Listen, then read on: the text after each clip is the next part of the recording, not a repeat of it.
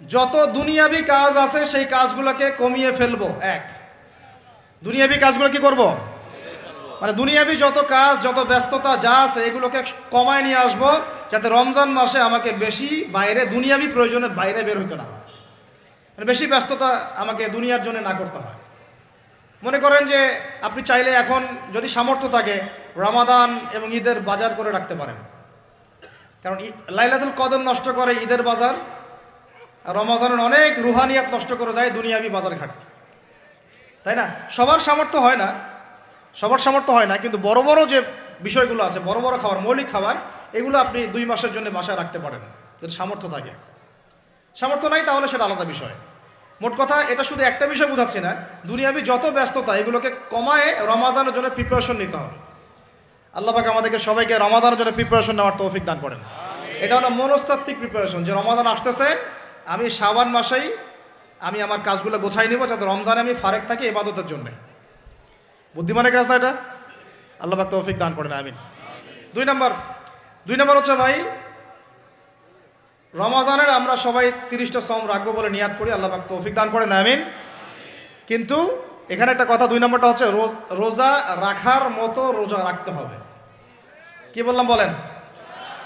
রোজা রাখার মতো রাখতে হবে। এটা কেন বললাম, কেন বললেন ভাই? উত্তর দিচ্ছিস। উপোস থাকা, না খেয়ে থাকা আর সওম রাখা এক জিনিস নয়। পানি ছেড়ে দেওয়া, খাবার ছেড়ে দেওয়া আর ইসলামী সওম এক জিনিস নয়। অনেক ধর্মের মানুষ খাবার পানি ছেড়ে দিয়ে থাকে, উপাস থাকে, থাকে না? হাদিসের মধ্যে নবীজি বলেছেন যে যে ব্যক্তি রোজা রেখে অন্যায় কাজ ছাড়তে পারলো না, মানে আল্লাহর মাসিয়াত ছাড়তে পারলো না, এই যে কাবায়ের ফাওয়াহিশ এগুলো ছাড়তে পারলো না, অশ্লীলতা ছাড়তে পারলো না, মিথ্যা ছাড়তে পারলো না, বেহায়াপনা ছাড়তে পারলো না, তার না খেয়ে থাকায়, পানি না পান করায় আল্লাহর কিচ্ছু যায় আসে না। তার রোজার বিষয় বুঝলাম। রোজা কাকে বলে ভাই? মানে রোজা মানে হচ্ছে আমি আল্লাহ পাকের সমস্ত নিষেধ ছেড়ে দিব। কি করব? আল্লাহর সমস্ত নিষেধ। রোজা থেকেছি, পানি খাচ্ছি না, খাবার খাচ্ছি না, কার ভয়ে? গোসল করার সময় 1 ঢোক পানি খেলে কে দেখবে? এই চেতনা তখন কাজ করে, তখন কাজ করে না? চুপ করে 1 লোকমা ভাত খেলে কে দেখবে? কেউ দেখবে? আল্লাহ ছাড়া কেউ দেখবে? কেউ দেখবে না। তারপর আপনি খান না কেন? আপনি খান না কেন? কারণ আপনি অনুভব করেন যে আল্লাহ পাক আমাকে দেখছেন। এটাই হলো ইহসান। এটার নাম কি? ইহসান। এটাই বলা হচ্ছে হাদিসে জিবরিলের মধ্যে, আনতা আবুদুল্লাহ কাআন্নাকা তারাহ, তুমি এমন ভাবে আল্লাহর ইবাদত করো যেন তুমি আল্লাহকে দেখতে পাচ্ছ।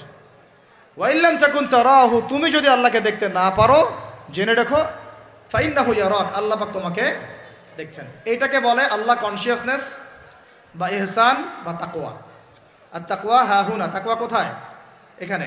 আপনি সওমের আয়াতটা পড়েন, কুতিবা আলাইকুমুস সিয়াম কামা কুতিবা আলাল লাযিনা মিন ক্বাবলিকুম লাআল্লাকুম কি তাত্তাকুন, তোমাদের উপর সওমকে ফরজ করা হয়েছে ঠিক যেমন করে আগের উম্মতদের উপরেও করা হয়েছিল। উদ্দেশ্য হচ্ছে লাআল্লাকুম তাত্তাকুন, যাতে করে তোমরা তাকওয়া অবলম্বন করতে পারো। তাকওয়া মানে আল্লাহ কনসিয়াসনেস, এই যে আমি খাচ্ছি না, পান করতেছি না, আমি বিশ্বাস করি আল্লাহ আমাকে দেখতেছেন, এই তো। তো সেই বান্দা কেমন করে রমজান চলে গেলেই বেনামাজি থাকতে পারে? রমজান চলে গেলে কি আল্লাহ তাকে আর দেখে না? সেই বান্দা কিভাবে সুদ খায়, তখন কি আল্লাহ তাকে দেখে না?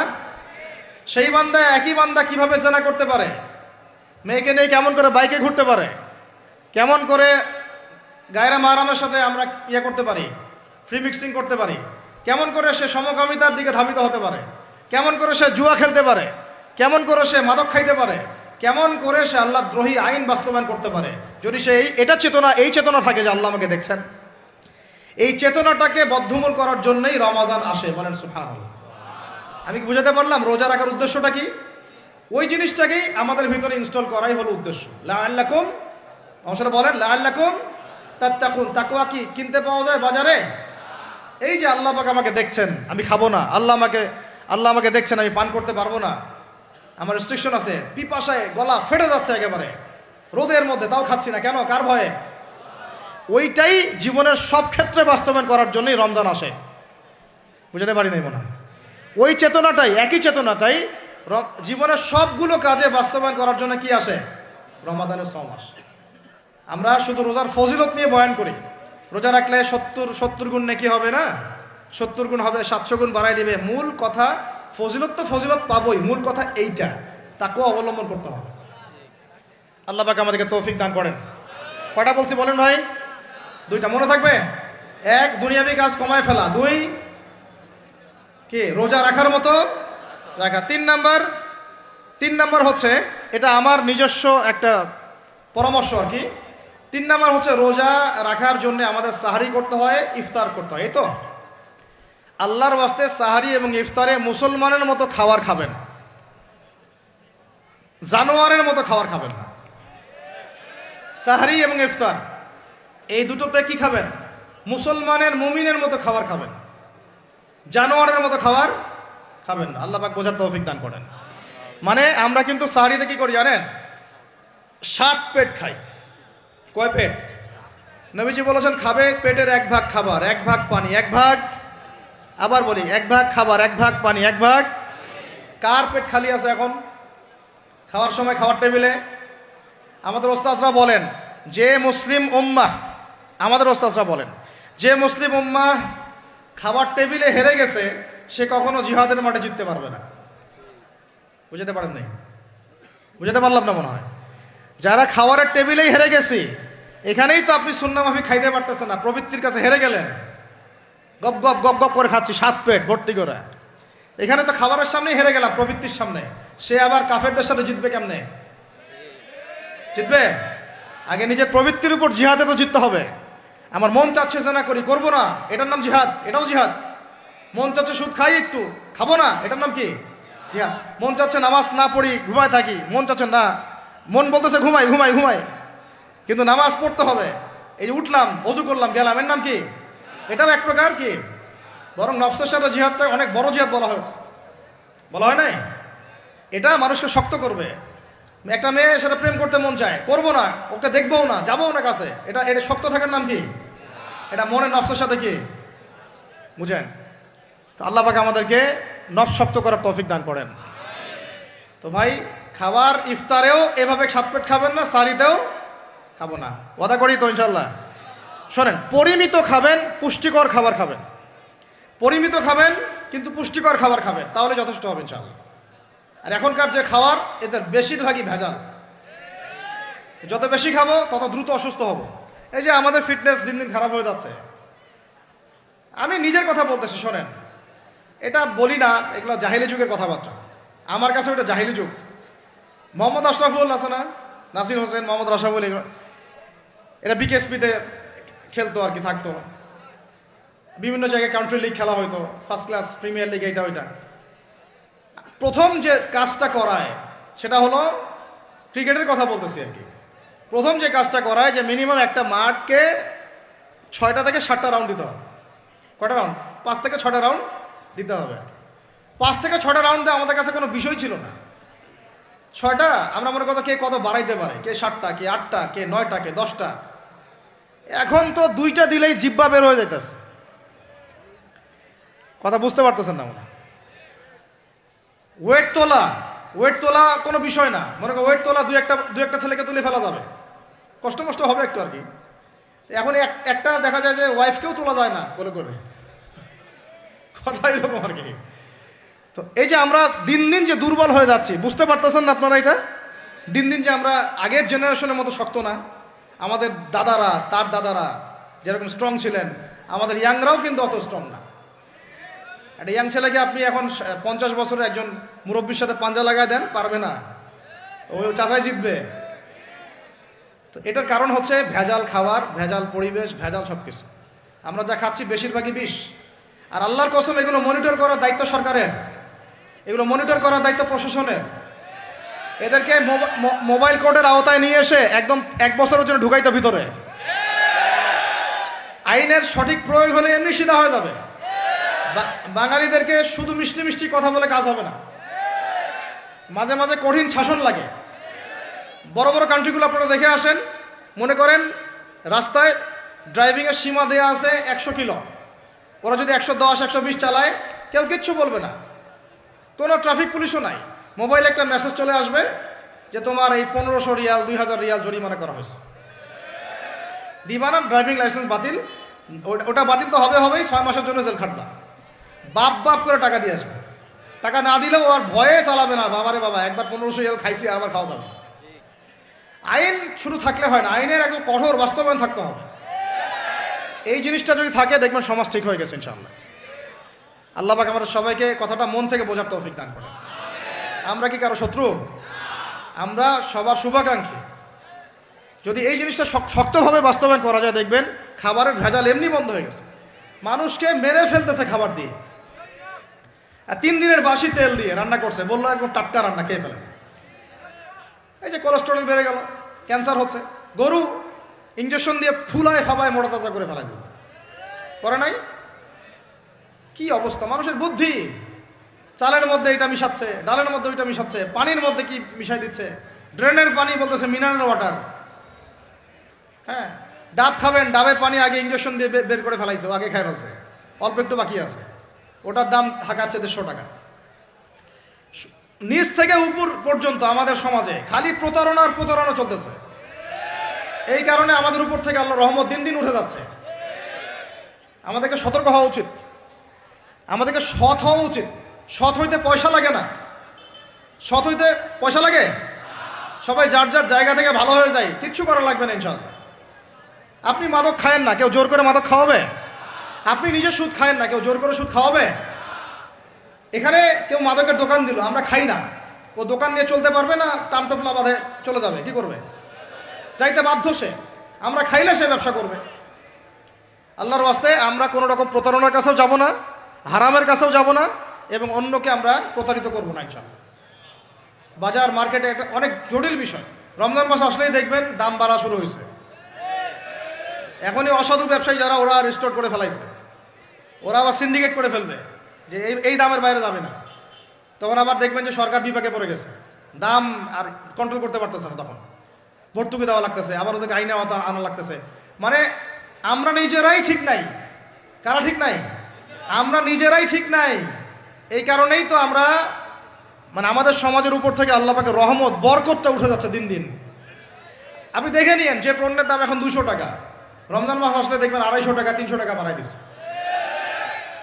এটা ব্যবসায়ীরা করবে, অনেকেই, অনেক অসাধু ব্যবসায়ী করবে, এটা অনেকেই করবে, এখনো চলতেছে। আমাদের বাংলাদেশে এমন কিছু নাই যেটা উৎপন্ন হয় না। আমরা যদি আমাদের এখানে সঠিক জাকাত ভিত্তিক অর্থনীতি থাকতো এবং সততা থাকতো, ইনসাফ থাকতো, আমানত থাকতো, আমাদের জিনিস আমরা খেয়ে শেষ করতে পারতাম না, এরপর বাকিটা রপ্তানি করতে পারতাম। অনেক কথা ভাই, এগুলো অর্থনীতির বিষয়, আরেকদিন কথা হবে ইনশাআল্লাহ। রমজানে আসছি যেহেতু এতটুকু নসিহত করি। 3 নাম্বার, যে ভাই আমরা এমনভাবে খাবো না যে খাওয়ার মনে হয় জানোয়ারের খাওয়া। ঠিক আছে ভাই, পুষ্টিকর খাবার খাবো, কিন্তু পরিমাণে কম। কম বলতে কি একবারে কম না, আপনার প্রয়োজন অনুযায়ী 3 ভাগ করে, 1 ভাগ খাবার, 1 ভাগ পানি, 1 ভাগ ফাঁকা, সুন্নাহ অনুযায়ী। আল্লাহ পাক তৌফিক দান করেন, আমিন। 4 নাম্বার হচ্ছে রমাদান মাস মানেই কোরআন। রমাদান মাস মানে কি? এই রমজানে আমরা সবাই বেশি থেকে বেশি কোরআন তেলাওয়াত করবো ইনশাআল্লাহ। কারা কারা পারি হাত তুলি? আলহামদুলিল্লাহ, হাত নামান। সবাই পারেন কোরআন তেলাওয়াত? মাশাআল্লাহ মাশাআল্লাহ। এটাই তো চাই, বাংলাদেশের ঘরে ঘরে প্রত্যেক ব্যক্তি যেন কোরআন তেলাওয়াত করা জানে, এটাই তো আমরা চাই।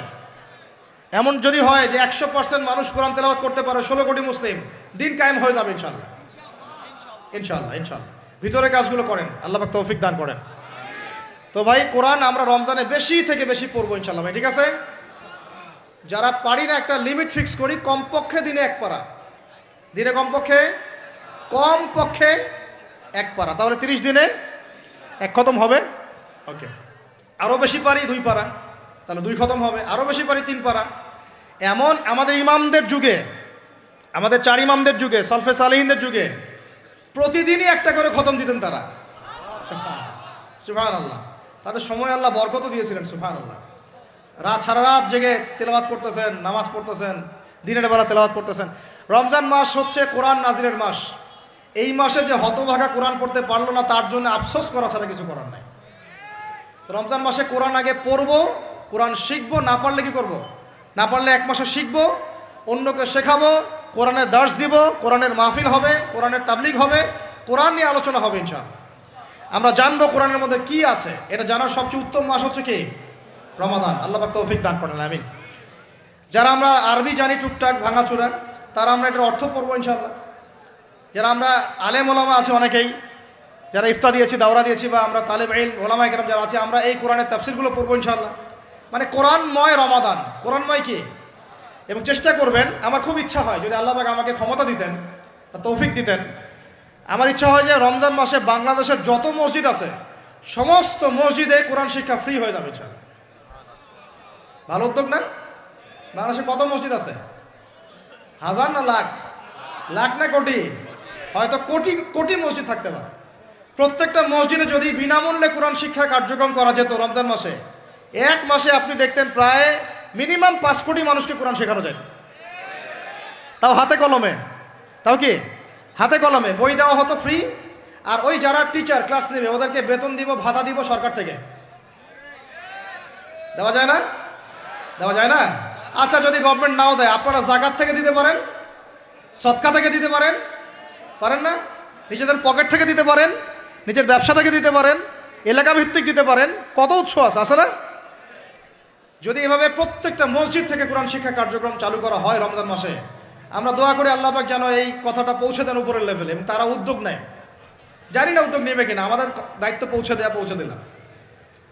তো অ্যাটলিস্ট যদি সবগুলো মসজিদে নাও হয়, প্রত্যেকটা এলাকায় যদি একটা করে মসজিদও হয়, তবুও দেখবেন কয়েক কোটি মানুষকে কোরআন শেখানো যাবে ইনশাআল্লাহ। কোরআন ছাড়া এই জাতিকে আপনি ফিরাতে পারবেন না। কোরআন ছাড়া এই যুবকদেরকে মাদক থেকে ফেরানো যাবে না।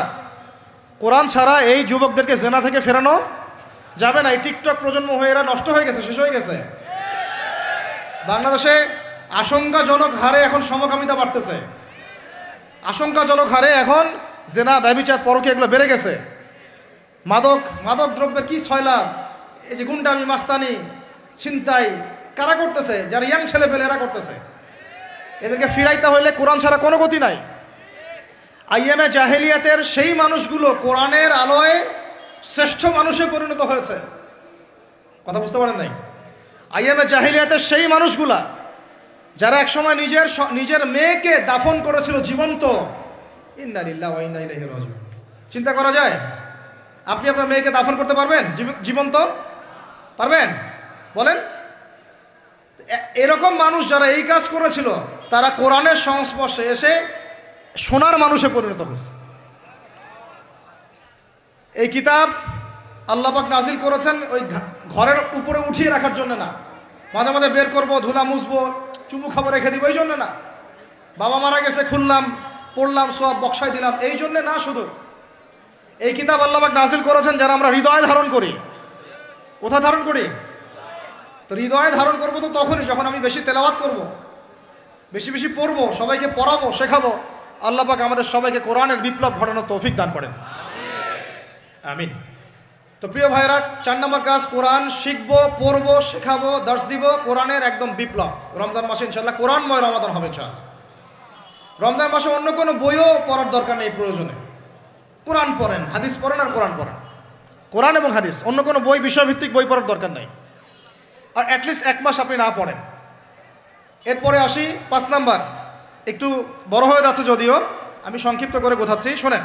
5 নাম্বার হচ্ছে রমাদান মাসে, একটু ধৈর্য ধরেন। রমাদান মাসে আমরা ফরজ ইবাদতগুলোকে সর্বোচ্চ গুরুত্ব দিব ইনশাআল্লাহ। যেমন সবার আগে কি? সালাত। এই একটাই বল, সালাত। সালাত নাই, ইসলাম নাই। সালাত নাই, সে ব্যক্তি মুসলিম না। সোজা কথা শোনেন, সালাত অস্বীকার করে সে ব্যক্তি মুসলিম না। নবীজি বলছেন, মান তারাকা সালাতান মুতাআম্মিদান ফাকাদ কাফারা। কেউ যদি ইচ্ছা করে সালাতকে অস্বীকার করে, ছেড়ে দেয়, সে ব্যক্তি কি হয়? কাফারা, কুফরি করে। সালাত না পড়ার কারণে ইমামগণ বলেছেন তাকে মুসলমানদের কবরস্থানে দাফনও করবা না।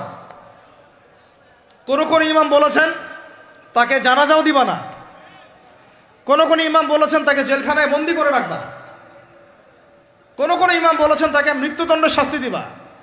আমি এমনি এমনি বলতেছি না, ইমামদের কওলগুলো পড়ে দেখেন। নামাজ না পড়াটা যেমন তেমন পাপ না তো, ইচ্ছা হইলে পড়লাম, ইচ্ছা হইলে পড়লাম না, এমন না। যারা নামাজি তারাও যদি নামাজে সচেতন না হয়, তাদের জন্যও শাস্তি আছে। নাউযুবিল্লাহ। ফাওয়াইলুল লিল মুসাল্লিন আল্লাযীনা হুম আন সালাতিহিম সাহুন আল্লাযীনা হুম ইউরাউনা ওয়া ইয়ামনাউনাল মাউন। এখানে বলা হচ্ছে মুসল্লিদের জন্য দুর্ভোগ, যে মুসল্লিরা নামাজ সম্পর্কে গাফেল, উদাসীন। আবার যারা মানুষকে দেখানোর জন্য নামাজ পড়ে এবং এই যে ছোটোখাটো সাহায্য করতে অস্বীকৃতি জানায়, সূরা মাউন পড়েন, তাহলে মুসল্লিদের জন্য গাফেলতির যদি শাস্তি হয়, তাহলে যারা পড়ে না ওদের কি হবে বলেন? ওই যে ওই সূরাটা কি জানি নাম, মুজাম্মিল না মুদ্দাসির? হাফেজে কোরআন কে আছে? মা মা সালাকাকুম মিন সাকার, হ্যাঁ তাই না? সূরা মুজাম্মিল না মুদ্দাসির। মা সালাকাকুম ফি সাকার, মা সালাকাকুম ফি সাকার। জাহান্নামে যখন ঢুকানো হবে, এই ফেরেশতারা জিজ্ঞাসা করবে, কিসে তোমাদেরকে জাহান্নামে নিয়ে আসলো, কি পাপ করছিলা? তারা বলবে, তখন তারা বলবে ক্বালু, তারা বলবে, ওই জাহান্নামীরা বলবে লাম নাকু মিনাল মুসাল্লিন। কি বলবে তারা? লাম নাকু মিনাল মুসাল্লিন, আমরা মুসল্লি ছিলাম না, আমরা নামাজ পড়তাম না। তাহলে বেনামাজির পরিণতি কি বলেন? জাহান্নাম। ওয়ালাম নাকু নুতঈমুল মিসকিন, আর আমরা মিসকিনদেরকে খাবার দিতাম না। সুবহানাল্লাহ। আল্লাহ পাক আমাদেরকে সালাত আদায় করার তৌফিক দান করেন। রমাদান মাসে শক্ত করে নামাজ ধরবেন ইনশাআল্লাহ, আল্লাহ পাক তৌফিক দান করেন। 5 ওয়াক্ত নামাজ চেষ্টা করব জামাতে পড়ার জন্য। যদি জামাত ছুটেও যায় তাও পরে জামাত করে নেবেন, সেটাও না পড়েন অ্যাটলিস্ট বাসায় পড়বেন। রাজি আছেন? এই যুবকরা কি হলো, বসো বসো, অল্প সময় বসেন। আরে আপনাদের চেয়ে আমার তারা বেশি, আমি 4 ঘন্টা সফর করে আসছি, আবার 4 ঘন্টা সফর করতে হবে আমাকে। আপনারা তো এখান থেকে বাসায় চলে যাবেন, যার বাসায়। এত ব্যস্ত কেন? বসেন।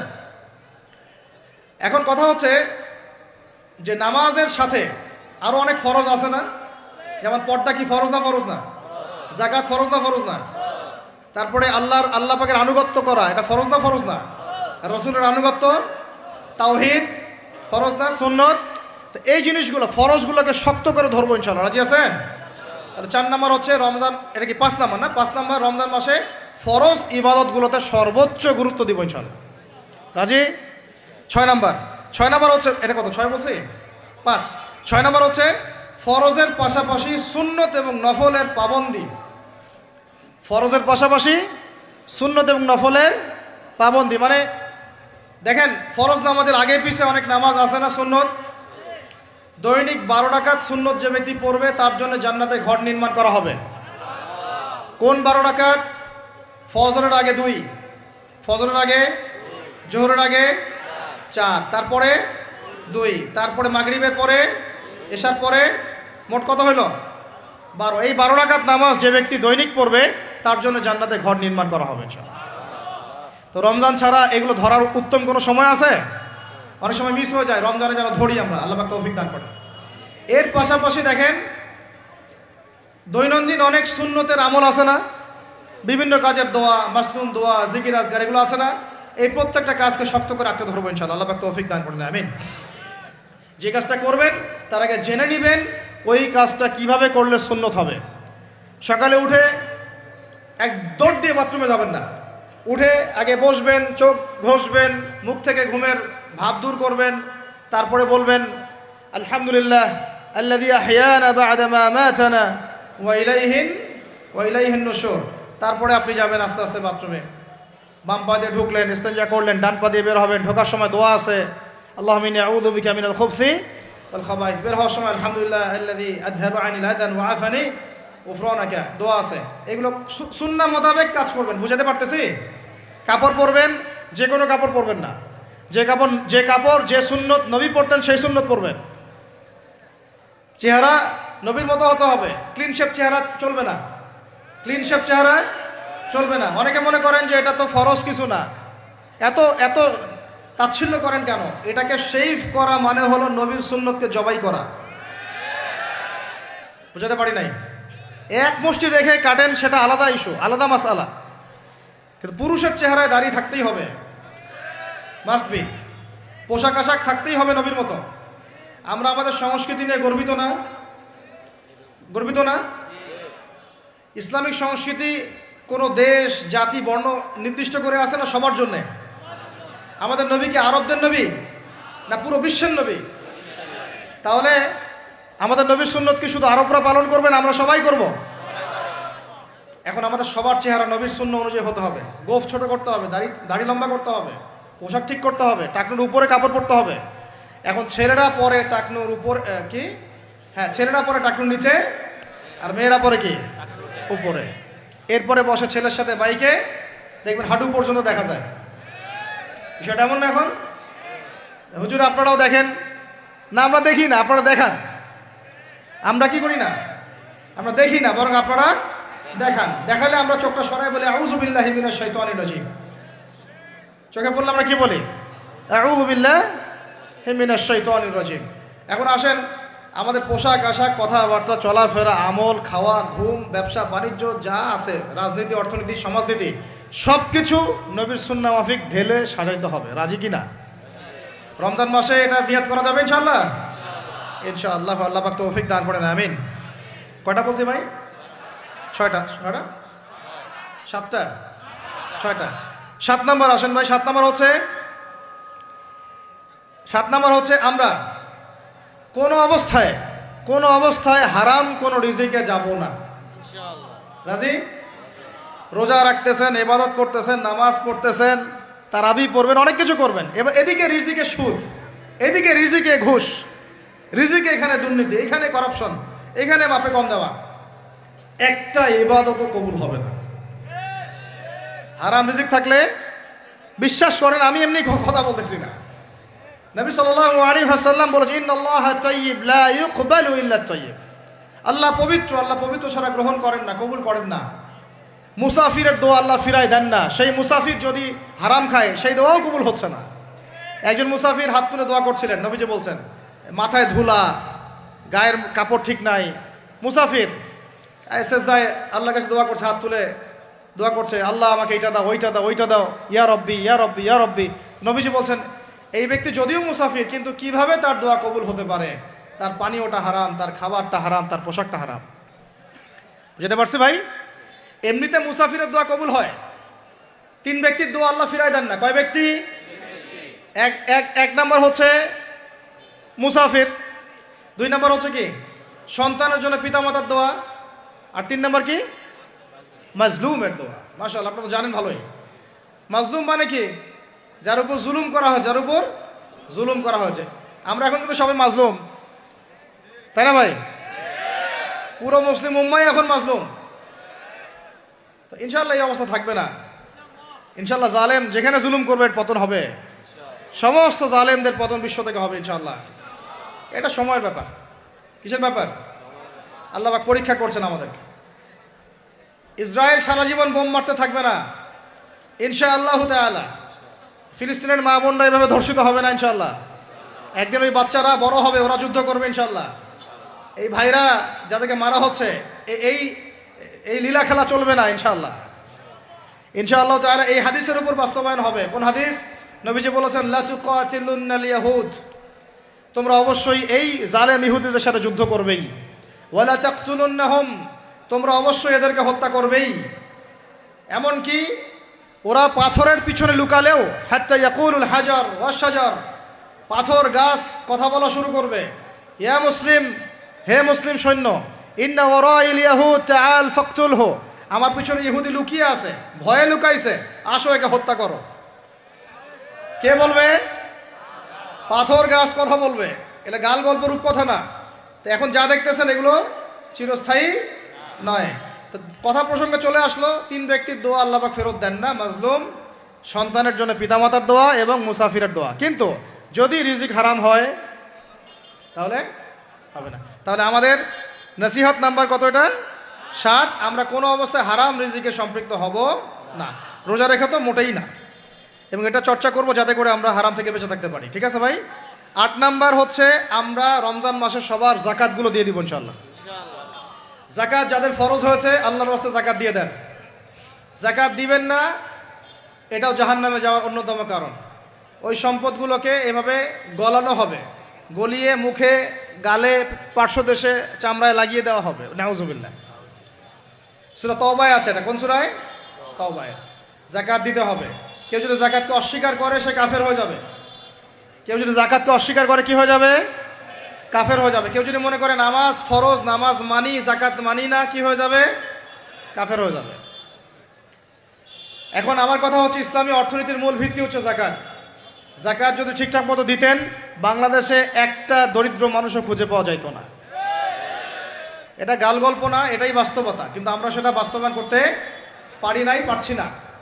আমার কথা শোনেন ভাই, বাংলাদেশে এমন অনেক মানুষ আছে, হাজার হাজার, যাদের জাকাত যদি আপনি কালেক্ট করতে পারেন, সমাজে একটা দরিদ্র মানুষও খুঁজে পাওয়া যাবে না। এমন একজন মানুষের জাকাত দিয়ে আপনি একটা গ্রামের মানুষকে খাওয়াইতে পারবেন। মিলসের মালিক জাকাত দেয় না, গার্মেন্টসের মালিক অনেক জাকাত দেয় না, ফ্যাক্টরির মালিক জাকাত দেয় না, অনেকে কানাডায় বাড়ি ঘর করতেছেন, এখানে জাকাত দেন না। আছে না এরকম? জাকাত না দিলে ইসলামের খুঁটি থেকে নাম কাটা পড়ে গেল। ইসলামের ভিত্তি কয়টা? 5টা না? তাওহীদের পরে কি সালাত না? সালাতের পরেই কি জাকাত, তারপরে না রমাদান এবং হজ, তাই না বিষয়টা? আল্লাহ পাক আমাদেরকে ইসলামের এই 5টা পিলারের অন্যতম পিলার জাকাতের উপর আমল করার তৌফিক দান করেন। কয়টা বললাম ভাই? 8টা। 9 নাম্বার হচ্ছে জাকাত যাদের ফরজ হয় না। আচ্ছা, জাকাত সম্পর্কে 2টা কথা। জাকাত কিন্তু সোনারও জাকাত আসে, রূপারও জাকাত আসে, এই গবাদি পশুরও জাকাত আসে, আবার কৃষি জমিরও কিন্তু জাকাত আসে। কৃষি জমির ফসলের কি হয়? জাকাত আসে, ওটাকে ওসর বলা হয়। আমরা অনেকে এটা জানিও না। ওলামায়ে কেরামদের সাথে পরামর্শ করবেন, আপনার সম্পূর্ণ জাকাত আসছে কিনা এটা নিসাব পরিমাণ হলে বের করে ফেলতে হবে। আল্লাহ পাক আমাদেরকে জাকাতগুলো বের করার তৌফিক দান করেন। আচ্ছা, আর জাকাত দিবেন এমন জায়গায় যেখানে দিলে দিনের খেদমত হচ্ছে। ইন্নামা সাদাকাতু লিল ফুকারা ওয়াল মাসাকিন ওয়াল আমিলিনা আলাইহা ওয়াল মুআল্লাফাতি কুলুবুহুম, আয়াত আছে না? ওয়া ফির রিকাব, এটা সূরা তাওবায় আছে না? সূরা তাওবার 60 নম্বর আয়াত। কত নম্বর? 60। সূরা তাওবার কত নম্বর? এই সূরার 60 নম্বর আয়াতে জাকাতের 8টা খাত বর্ণিত আছে। এই যে কোনো খাতে আপনি দিতে পারেন, তবে আমার পরামর্শ দিনের রাস্তায় ফি সাবিলিল্লাহ এগুলোতে জাকাত দিলে ভালো হবে, আত্মীয়দেরকে দিলে ভালো হবে, মিসকিনদেরকে দিলে ভালো হবে ইনশাআল্লাহ। আল্লাহ পাক তৌফিক দান করে দেন। তো এটা হলো 8। 9 নাম্বার হচ্ছে 9 না 8? 8 শেষ হলো। 9 নাম্বার। 9 নাম্বার জাকাত ছাড়াও আমরা বেশি বেশি দান সদকা করবো ইনশাআল্লাহ।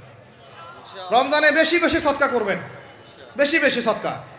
মানে সদাকার এমন ক্ষমতা আছে যে আপনার তাকদিরে মনে করেন একটা বিপদ লেখা আছে, মনে করেন তাকদিরে একটা বিপদ আছে, আপনি এখানে সদকা করছেন, সদকা করছেন, এই সদাকার ওসিলাতে আল্লাহ পাক আপনার এই বিপদটা দূর করে দিতে পারেন। একটা রোগ হয়েছে, বিপদে পড়ে গেছেন, এখন যদি গোপনে গোপনে সদকা করতে থাকেন এবং ওই ওসিলায় আল্লাহর কাছে দোয়া করেন যে আল্লাহ এই সদকার ওসিলায় আমার এই বিপদটা তুমি কাটায় দাও, আল্লাহ কাটাই দেবেন। সদকার এমন ক্ষমতা আছে, তবে এটা ঢাকঢোল পিটায় না, যত পারেন গোপনে গোপনে। হ্যাঁ, প্রকাশ্যেও দেওয়া যায়, গোপনে দেওয়া উত্তম। গোপনে দেওয়া কি উত্তম, প্রকাশ্যেও দেওয়া যাবে, কোনো সমস্যা নাই। আমরা সদাকা দিব, বেশি বেশি চেষ্টা করবো আত্মীয়র হক দেওয়ার, আত্মীয়দেরকে দেওয়ার জন্য। প্রতিবেশী, আমাদের সমাজের ইয়েতিম, আমাদের সমাজের বিধবা, আমাদের সমাজের মিসকিন, ভালো ভালো জায়গায় সদকা করবেন। ঢাকা শহরে দেখা যায় অনেক সময় আমরা গাড়ি দিয়ে যাই, গাড়ির সামনে গ্লাসে নক করে টাকা যাচ্ছে, আল্লাহর ওয়াস্তে কিছু দেন। কে জানি হাদিসটা ভিক্ষুকদেরকে শিখাইছে। কোন হাদিস জানেন? যে আল্লাহর ওয়াস্তে কারো কাছে কিছু চাইলে ফিরাইতে হয় না। আল্লাহর ওয়াস্তে যদি কেউ আপনার কাছে কিছু চায়, যে আল্লাহর ওয়াস্তে ভাই আপনার কাছে আমি 10টা টাকা চাচ্ছি, থাকলে দেন, তাহলে এটা ফিরাইতে হয় না। বেচারা আল্লাহর ওয়াস্তে চাইছে, আমি ফিরাবো কেন? আল্লাহর দোহাই দিছে। তো প্রত্যেকটা ভিক্ষুক দেখবেন চায় আল্লাহর ওয়াস্তে দেন। সেটা নিয়ে গাঁজা খাক আর কি করে করবো, আল্লাহর ওয়াস্তেই চাচ্ছে। তো অনেক সময় দেখা যায় অনেক ভিক্ষুকের ফ্ল্যাট আছে ঢাকায়, কি আছে, আর আমরা ভাড়া থাকি, যারা দেই তারা ভাড়া থাকি, হয় ভিক্ষুকের ফ্ল্যাট আছে। সুবহানাল্লাহ। তো প্রতারণা যুক্ত, বোঝার বুদ্ধি নাই কোথায় দিলে ভালো হবে, এই জন্যে বাছাই করে করে সদকা করবেন।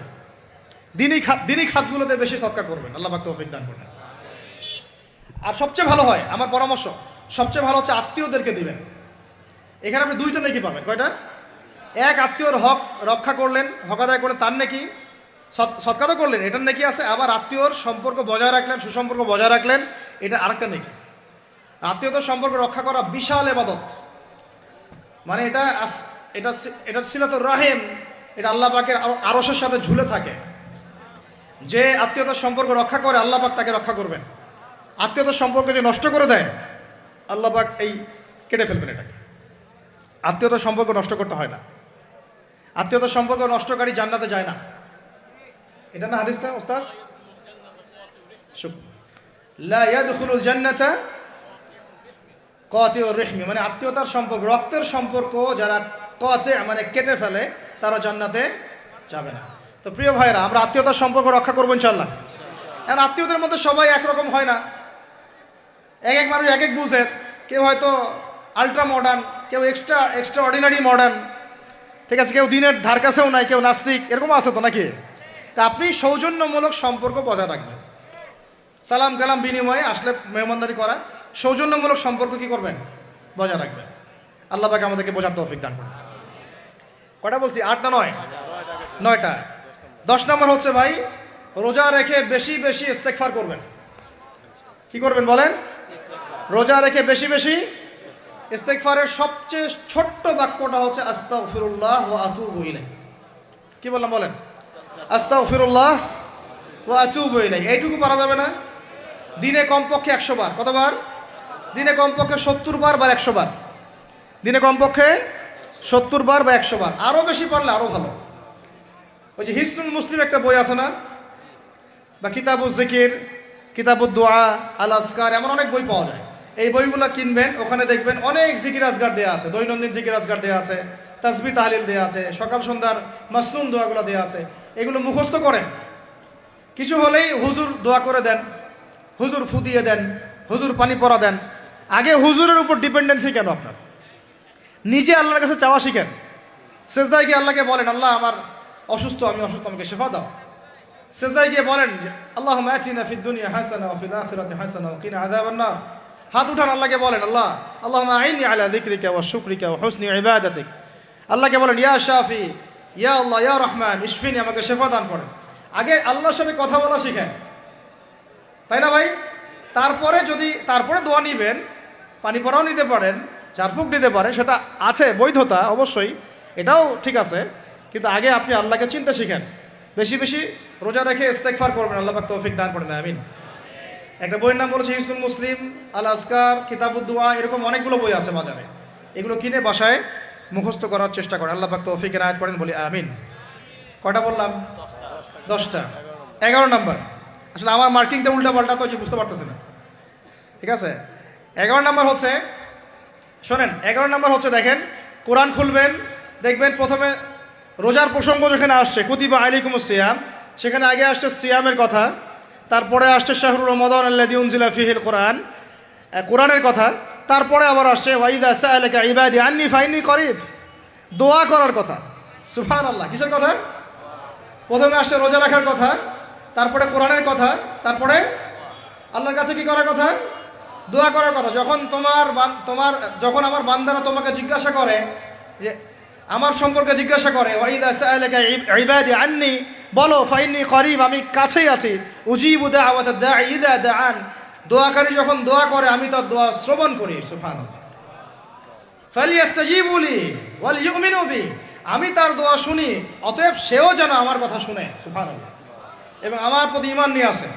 তাহলে রোজা রেখে বেশি বেশি কি করব বুঝে ফেলছেন? কি বলেন? দোয়া করবেন।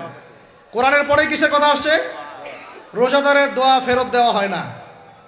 দোয়া কবুল হওয়ার অন্যতম একটা অস্ত্র হচ্ছে রোজা রেখে দোয়া করা। কেমন করে ফেরত দিবে? আল্লাহর জন্য আমরা না খেয়ে আসি, তাই না? আল্লাহ পাকের মায়া হবে না, দয়া হবে না? আমার বান্দা না খেয়ে আছে, আমার বান্দা পানি ত্যাগ করছে, আমার বান্দা স্ত্রী সহবাস ত্যাগ করছে, হালালগুলো ছেড়ে দিয়েছে আমার জন্যে, তা আমি কেন তার দোয়া? অবশ্যই আল্লাহ পাক উপযুক্ত মনে করলে দোয়া কবুল করবেনই করবেন ইনশাআল্লাহ। দোয়া করার পদ্ধতি জানতে হবে। হারাম খাওয়া যাবে না, শিরিক করা যাবে না, বেদাত করব না। ইনশাআল্লাহ দোয়া করার আগে আল্লাহর প্রশংসা করব, নবী সাল্লাল্লাহু আলাইহি ওয়াসাল্লামের প্রতি দরুদ পড়ব, ঠিক আছে? দোয়া কবুলের সময়গুলো বেছে বেছে দোয়া করব, ইনশাআল্লাহ দোয়া কবুল হবে। আল্লাহ পাক আমাদেরকে রোজা রাখা অবস্থায় বেশি বেশি দোয়া করার তৌফিক দান করেন। কটা হচ্ছে? 11। 12 নম্বর হচ্ছে, রমজান মাসে তারাবির নামাজ জামাতে পড়ব। কি বললাম বলেন? রমজান মাসে সালাতুত তারাবি জামাতে পড়ব। এখন আমি আরো 3টা কথা বাড়াই দিচ্ছি। কেউ হজম করতে পারলে করেন, যদি না করতে পারেন, বদহজম হয়ে যায়, কিছু করার নাই। বদহজম যদি হয়ে যায়, পরে আমাদের সাথে মাদ্রাসায় এসে বসেন, কিতাবপত্র খুলে দেখাবো, কথা হবে ইনশাআল্লাহ, ঠিক আছে? অনলাইন গরম করার দরকার নাই। রমজান মাসে আমরা তারাবির নামাজ পড়বো ইনশাআল্লাহ জামাতে। কোথায়? জামাতে ইনশাআল্লাহ। 1। 2 নম্বর, তারাবির নামাজ পড়বো 20 রাকাত। কত রাকাত? 20 রাকাত। আর যদি বলেন যে আমি ভাই কম পড়ি, পড়েন আপনি বাসায়, কোনো সমস্যা নাই। আপনি আপনার মতো করে বাসায় পড়েন, কোনো সমস্যা নাই। যদি ওমর রাদিয়াল্লাহু আনহু এর উপর আমল করে থাকেন, আমার আমল করতে কোনো সমস্যা নাই। যদি উসমান রাদিয়াল্লাহু আনহু 2 আযান চালু করে থাকেন তাহলে আমার আমল করতে কোনো সমস্যা নাই। ওই যে হাদিসটা বলেছিলাম প্রথমে, কে নাজাত প্রাপ্ত ফেরকা, মা আনা আলাইহি ওয়া আসহাবি, আমি আর আমার সাহাবীরা যার উপরে আছি। আরেকটা হাদিস কি, আলাইকুম বিসুন্নতি ওয়া সুন্নতি খুলাফায়ে রাশিদিন মাহদিয়িন মিন বাদি, তোমাদের উপর অবধারিত হচ্ছে, ওয়াজিব হচ্ছে আমার সুন্নতকে আঁকড়ে ধরা এবং আমার সাহাবীদের সুন্নতকে কে আঁকড়ে ধরা। কার কার সুন্নত? আমার সুন্নতকে আঁকড়ে ধরো এবং আমার সাহাবীদের সুন্নতকে আঁকড়ে ধরো, খোলাফায়ে রাশেদার সুন্নতকে আঁকড়ে ধরো, যারা মাহদিয়িন হেদায়েত প্রাপ্ত মিন বাদি, আমার পরে। সাহাবায়ে কেরাম যদি কিছু চালু করেন আমল করতে কোনো দোষ নাই, বরং এটাই হচ্ছে সুন্নতের আরো শ্রেষ্ঠ অনুসরণ। কারণ আমি তো ওমরের চেয়ে বড় পরহেজগার হইতে পারবো না, পারবেন? তাহলে আমি তো উসমানের চেয়ে দিন বেশি বুঝি না। তিনি যদি 2 আযান চালু করতে পারেন তাহলে আমি তাকে বেদাতি বলতে পারি না, নাউযুবিল্লাহ। যদি আমি তাকে এভাবে শব্দ প্রয়োগ করা হয়েছে বাংলাদেশে, উসমান রাদিয়াল্লাহু আনহু যদি 2 আযান চালু করে থাকে ওটা বেদাত হয়ে গেছে, নাউযুবিল্লাহ। বলেন নাউযুবিল্লাহ। সাহাবীরা কিছু চালু করলে যদি বেদাত হয় তাহলে সুন্নত হবে কি? তাহলে সুন্নত কোনটা হবে? তাহলে এই ব্যক্তি এরকম কথা যদি কেউ বলে থাকে তাহলে তার উচিত হবে এখনই রুজু করে ফিরে আসা, অহংকার না করা, হঠকারিতা না করা, এখনই ইস্তেগফার করে তওবা করে ফিরে আসা। আল্লাহ মাফ করে দিবেন ইনশাআল্লাহ। আর এর উপর হঠকারিতা থাকে না, ওসমান রাদিয়াল্লাহু আনহু যদি 2 আযান চালু করে থাকে তিনি ভুল করেছেন, তিনি বেদাত করেছেন, নাউযুবিল্লাহ। বিশ্বাস করেন সাহাবীদেরকে এভাবে কটাক্ষ করলে, আন্ডারএস্টিমেট করলে, এভাবে কথাবার্তা বলে, শানের খেলাফ কথা বললে ঈমানও চলে যেতে পারে। আমরা নবীকে মানব সাহাবীদের মানদণ্ডে, সাহাবীদের বুঝের উপর আমাদের বুঝ না। আমি বুঝাতে পারতেছি না। নবীকে মানব, অবশ্যই মানব। কার মাধ্যমে? কাদের মধ্য দিয়ে? সাহাবাদের তরিকার মধ্য দিয়ে। সাহাবাদের তরিকা আমি কি ধাবাস করে পাবো? তাবেই লাগবে, তাবেই লাগবে। এই সিলসিলা মেনটেন করে আমাকে মানতে হবে। কোরআন এবং হাদিস তো সবার ভাষায় আছে। আপনাকে যদি আমি এখন বলি যে ক্রিপ্টোকারেন্সি হালাল না হারাম, আপনি কি বের করে দিতে পারবেন এখন আমাকে? পারলেও আপনার আরো 15-20 বছর পড়াশোনা করতে হবে। তারপরে যারা এগুলো নিয়ে গবেষণা করে তাদের কাছে আসতে হবে, জিজ্ঞাসা করতে হবে, বলতে হবে, তারা ফতোয়া দিলে মানতে হবে। ফাসআলু আহলা যিকরি ইন কুনতুম লা তা'লামুন, তোমরা আহলে জিকিরদেরকে জিজ্ঞাসা করো, আহলুল ইলমদেরকে জিজ্ঞাসা করো যে বিষয় তোমরা জানো না। তাহলে আমাদের সমাজে এরকম অনেক ফিতনা চলতেছে, অনলাইনে এই ফিতনাগুলো অনেক বেশি। আর ইয়াং ছেলেপেলেরা এখন দিন শেখে অনলাইন থেকে, এরা দিন মাদ্রাসায় এসে শিখতেছে না। স্পেশালি যারা জেনারেল লাইন থেকে আসছেন তাদের সমস্যা আরও বেশি এবং তারা অনেকে বিভ্রান্ত হয়ে যাচ্ছেন। তাই আমি রিকোয়েস্ট করব, কথা অন্যদিকে নিয়েন না। আমি আপনার দুশ্মন না, আমি আপনার বন্ধু, শুভাকাঙ্ক্ষী। আপনাদেরকে ওলামায়ে কেরামদের সহবতে আইসা দিন শিখতে হবে, অ্যাপস থেকে দিন শিখবেন না। অ্যাপস থেকে একবারে হাদিসের রেফারেন্স পাইছি, বাস কাম সারা। জি না, ওই হাদিস তাহকিক করার ব্যাপার আছে, উসুলের ব্যাপার আছে, আসমা ও রিজালের ব্যাপার আছে, তাআলিলের ব্যাপার আছে, অনেক বিষয় আছে। একটা মাসালা ইসলামবাদ করতে হলে অনেকগুলো বিষয় একসাথে লাগে। আর অনলাইনে শায়েখ হওয়ার জন্য কিছু লাগে না, খালি পড়র করতে পারলেই হয়। অনলাইনে যে কোরআন তেলাওয়াতও করতে পারে না সেও শায়েখ হয়ে বসে আছে। শুধু শায়েখ না তো, মহাপণ্ডিত, সে পুরা ওলামায়ে দেওবন্দের সাথে একাই বাহাস করতে পারবে। এটা বলছে যে আরে ওলামায়ে দেওবন্দ আর কি, সবগুলোকে ডাকো, সব ওলামায়ে দেওবন্দ এক পাশে বসবে, সে আরেক পাশে বসবে, ও বলে একাই যথেষ্ট। এটা মানসিক রোগী, এগুলো কি না মানসিক রোগী। তো মানসিক বিকারগ্রস্তদের থেকে দিন শেখার চাইতে আপনার দিন মাদ্রাসায় গিয়ে শেখা অনেক ভালো। মানসিক বিকারগ্রস্তদের থেকে দিন শেখা বাদ দিয়ে মাদ্রাসায় গিয়ে ওলামায়ে কেরামের সাথে পরামর্শ করে দিন শেখেন। আল্লাহ পাক তৌফিক দান করেন। ইয়াংদেরকে আমি বারবার এটা নসিহত করতেছি, ইয়াংরা অনেকে পাপিস্তায় চলে যান অনেকদিন। ভাই ওলামায়ে কেরামের সোহবতে থাকেন, ইনশাল্লাহ আপনি সেফ অ্যান্ড সাউন্ড থাকবেন। তাদের মধ্যে যদি ইখতলাফ যদি হয় কোনো মাসআলায় এবং একাধিক মাসআলাও যদি প্রমাণিত হয়, দুইজন ভাই দুইটার উপর আমল করেন, কোনো সমস্যা নেই। বনু কুরাইজায় গিয়ে একদল আসল পড়েছেন রাদিয়াল্লাহু আনহুম আজমাইন, সাহাবীদের মধ্যে, আর একদল আসল পড়ে গিয়েছেন। নবীজিকে বলেছেন দুজনের মধ্যে অমুক ঠিক আর অমুক বেঠিক। দুজনকে বলেছেন তোমরা দুইজনে ঠিকের উপর আসো, সমস্যা নেই। এরকম বুঝগত পার্থক্য থাকতে পারে, ইখতিলাফি মাসালা থাকতে পারে, ওইগুলোকে নিয়ে এভাবে সমাজকে বিচ্ছিন্ন করবেন না, বিভক্ত করবেন না। তো এখানে প্রমাণিত একটা চিরায়ত একটা আমল সলফে সালিহীন যুগ থেকে চলে আসছে। আমরা তারাবি জামাতে পড়বো ইনশাআল্লাহ, 2 সর্বোচ্চ সংখ্যায় পড়বো ইনশাআল্লাহ। আমরা 20 রাকাত পড়বো ইনশাআল্লাহ। আপনি যদি 8 রাকাত বা 12 রাকাত 14 রাকাত 15 রাকাত পড়তে চান পড়েন, কোনো সমস্যা নাই। আপনার সাথে আমি যুদ্ধ করতে যাব না, এটা তো ফরজ না। ফরজ কি? যুদ্ধ করার দরকার নেই, পড়তেছে পড়ুক, সমস্যা নাই। আমরা 20 রাকাত পড়বো ইনশাল্লাহ, সমস্যা আছে কোনো? কেউ যদি 20 রাকাতকে বেদাত বলে তখন সমস্যা হবে। যদি কেউ 20 রাকাতকে কি বলে? বেদাত বলে, তখন সমস্যা হবে। তখন বলবো যে মাদ্রাসায় আসেন, বসেন। মাদ্রাসা আসতে চায় না, অনলাইনে ভাস চায়, মাদ্রাসা আসতে চায় না। কারণ মাদ্রাসা আসলে বইপত্র তো পড়তে বলবো যে এই যে আরবি কিতাবটা পড়েন, পড়তে পারবে না। আমি তিনটা কথা বলেছি, জাস্ট কিচ্ছু করতে হবে না। বাহাসের তিনটার যে কোনো একটা যদি করতে পারে আমরা হেরে গেছি। ওলামায়ে কেরাম বলবো আমরা সবাই হেরে গেছি। এক, যে কোনো একটা মেশকাতের ক্লাসের কোনো হাদিসের কিতাব বা দাওরা ক্লাসের কোনো হাদিসের কিতাব, যে কোনো একটা, ধরেন যে ফয়জুল কালাম বা কি হাদিস আরবাঈন, অথবা ধরেন যে আল বুলুগুল মারাম মিন আদিল্লাতিল আহকাম, মিশকাতুল মাসাবি, এরকম কিছু কিতাব, রিয়াদুস সালিহিন, এরকম মূল জামাত মাসহাফগুলো আছে, নুসখাগুলা খুলে দেওয়ার কাজ, যে একটু পড়ে শোনা হাদিসে কি লেখা আছে। যদি পড়ে দিতে পারে, রিডিংটা পড়ে দিতে পারে, হেরে গেছে, আর লাগবে না কিছু করতে, বাস এতটুকু। আর যদি বলে যে না এটা পারতেছি না, তা আরো সহজ করে দিচ্ছি, তাহলে আল্লাহর কিতাব খুলে দেয়া। আল্লাহর কিতাব খুলে যে কোনো একটা পৃষ্ঠা খুলে দিয়ে খালি বলবো যে এই পৃষ্ঠাটার একটু অর্থটা বলে শোনা। এই যে এই পৃষ্ঠাটার খুললাম, এটা কোন সূরা? সূরা কলম। ইন্না রাব্বাকা হুয়া আ'লামু বিমান দাল্লা আন সাবিলিহি ওয়া হুয়া আ'লামু বিল মুহতাদিন। এইভাবে ফালা তুতি'ল মুকাজ্জিবিন ওয়াদ্দু লাউ তুদহিনু ফায়ুদহিনুন, এখান থেকে শেষ পর্যন্ত ক্বালু ইয়া ওয়াইলানা ইন্না কুন্না তাগিন।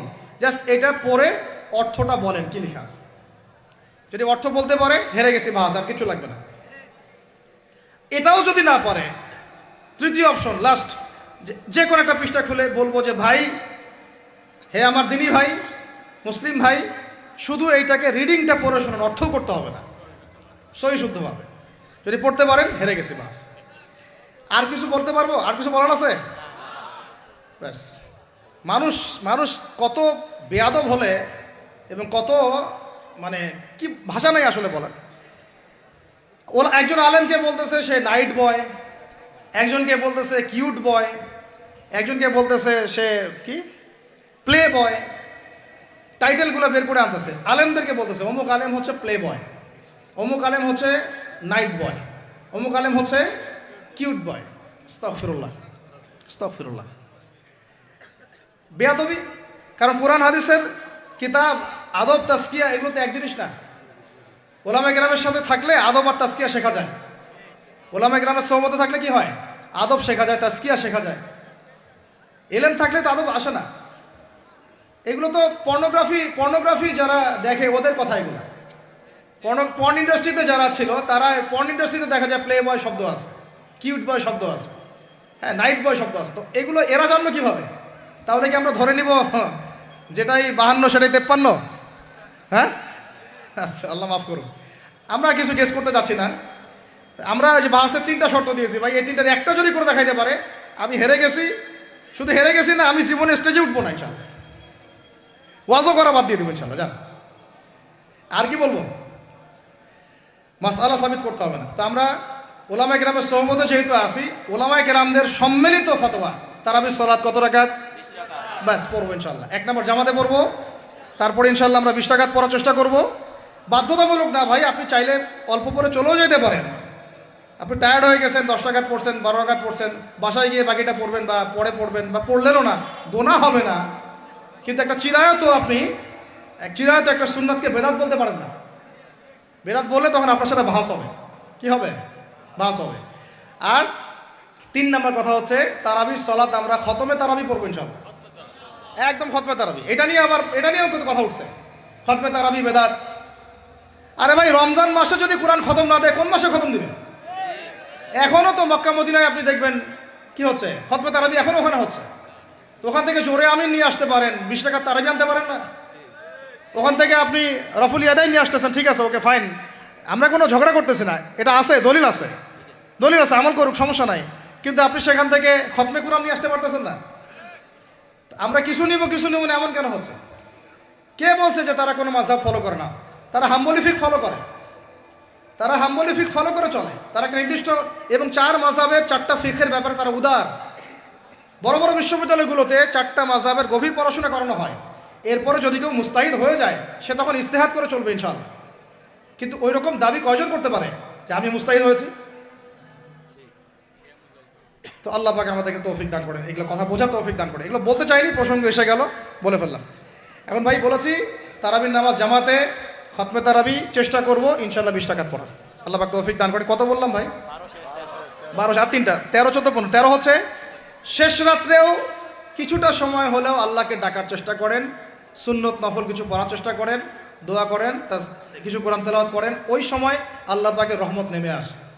আল্লাহ পাক আহ্বান করতে থাকেন, কে আছো আমার কাছে চাইবা, কে আছো আমাকে ডাকবা, কে আছো আমাকে আমার কাছে কিছু চাইবা, ডাকবা, ক্ষমা প্রার্থনা করবা, আমি তোমাকে ক্ষমা করে দিব, আমি তোমাকে যা চাও তাই দিব, আমি তোমার ডাকে সাড়া দিব। এইভাবে আল্লাহ পাক ফজর পর্যন্ত বলতে থাকেন। ইনশাআল্লাহ ইনশাআল্লাহ এটাকে কিয়ামুল লাইল করবেন, তাহাজ্জুদ পড়বেন। এটা তাহাজ্জুদ আপনি পরে, এমন না যে আপনি তারাবি পড়েছেন বলে পরে নামাজ পড়তে পারবেন না, এমন না কিন্তু বিষয়টা। আপনি পরেও শেষ রাত্রেও নামাজ পড়তে পারবেন ইনশাআল্লাহ। আল্লাহ পাক তৌফিক দান করেন, আমিন। 13 হয়েছে, 13 শেষ। 14 হচ্ছে ভাই যদি সামর্থ্য থাকে রমজান মাসে একটা উমরা করে আসে। যদি সামর্থ্য থাকে, সবার তো সামর্থ্য নাই, কিন্তু যদি সামর্থ্য থাকে রমজান মাসে একটা উমরা করে আসতে পারেন। আল্লাহ পাক যারা নিয়াত করেছে উমরা করার, আল্লাহ পাক করার তৌফিক দান করেন। আর যারা আল্লাহর ঘর দেখে নাই, আল্লাহ পাক সবাইকে দেখার তৌফিক দান করেন। যারা হজ ফরজ হয়েছে অবিলম্বে হজ করার তৌফিক দান করেন। আল্লাহ পাক আমরা সবাইকে ফরজ হজ আদায় করার তৌফিক দান করেন। এবং যাদের সামর্থ্য আছে আল্লাহর মাকবুল বান্দা, তাদেরকে আল্লাহ পাক বেশি বেশি আল্লাহর ঘর জিয়ারত করার তৌফিক দান করেন, আমিন। তো ওইখানে না গেলে ভাই ইসলামের অনেক কিছু বোঝা যায় না, মন থেকে উপলব্ধি করা যায় না। এই যে রাসূলের জীবনী আপনি পড়তেছেন, সুন্নতগুলো আমল করতেছেন, যখন তার রওজার সামনে দাঁড়াবেন, সালাম দিবেন, আসসালামু আলাইকা আইয়ুহান নবী ওয়া রাহমাতুল্লাহি ওয়া বারাকাতুহু, আপনার কলিজাটা একদম কেঁদে উঠবে। তখন মনে হবে যে এখানে নবী সাল্লাল্লাহু আলাইহি ওয়াসাল্লাম এখানেই আছে। তো তার যুদ্ধ করা সেই বদরের মাঠ, সেই উহুদের প্রান্তর, সেই বনু কুরাইজা, সেই আপনার মসজিদে কুবা, এই মক্কা, এই বাইতুল্লাহ, এই হারাম, এগুলো না দেখলে, চোখে না দেখলে আপনি উপলব্ধি করতে পারবেন, ফিলটা আসবে না। কথা বুঝতে পারছেন? আল্লাহ পাক আমাদেরকে সামর্থ্যবানদেরকে উমরা করার তৌফিক দান করেন। এরপরে হচ্ছে যে কটা শেষ হয়েছে? 14টা 13টা 14টা হয়ে গেছে। আচ্ছা, শেষটা হচ্ছে রমজানে আমরা আমাদের আশপাশের সমাজের যত দরিদ্র মানুষ আছে, অসহায় দরিদ্র ইয়েতিম, বিধবা, মিসকিন, এরকম মুসলিম যারা আছে তাদের সবাইকে ইনশাআল্লাহ রমজানের পণ্য সামগ্রী, খাদ্য সামগ্রী বিতরণ করবো ইনশাআল্লাহ। এই উদ্যোগটা আমরা সবাই নেই, তো আল্লাহ পাক নেওয়ার তৌফিক দান করেন, আমি। প্রত্যেকটা এলাকা ভিত্তিক যুবকরা দাঁড়ায় যাও, হালাল যাদের অর্থ ওদের থেকে কালেকশন করো, করে প্যাকেট রেডি করো। এক পাশে রমজানের প্যাকেজ, চাল ডাল ছোলা বুট যা যা হয়, রমজানের প্যাকেজটা করে সমাজের নিম্নবিত্ত, একদম নিম্নবিত্ত, নিম্ন মধ্যবিত্ত, নিম্নবিত্তরা চেয়ে খাইতে পারে, নিম্ন মধ্যবিত্তরা কিন্তু চেয়েও খাইতে পারে না, ওদের গায়েরতে লাগে, তাই না? তাদের নাম লিস্ট করে করে সবার ঘরে ঘরে পৌঁছে দেওয়ার চেষ্টা করো। আল্লাহ পাক তৌফিক দান করেন। আমরা শুধু একাই খাবো, একাই পড়বো, একাই ভালো থাকবো, এটা চিন্তা করলে হবে না। সমাজের আপামর এই দরিদ্র জনগোষ্ঠীর পাশে রমজান মাসে আমাদের সবাইকে দাঁড়ানো উচিত। আল্লাহ পাক দাঁড়ানোর তৌফিক দান করেন, আমিন।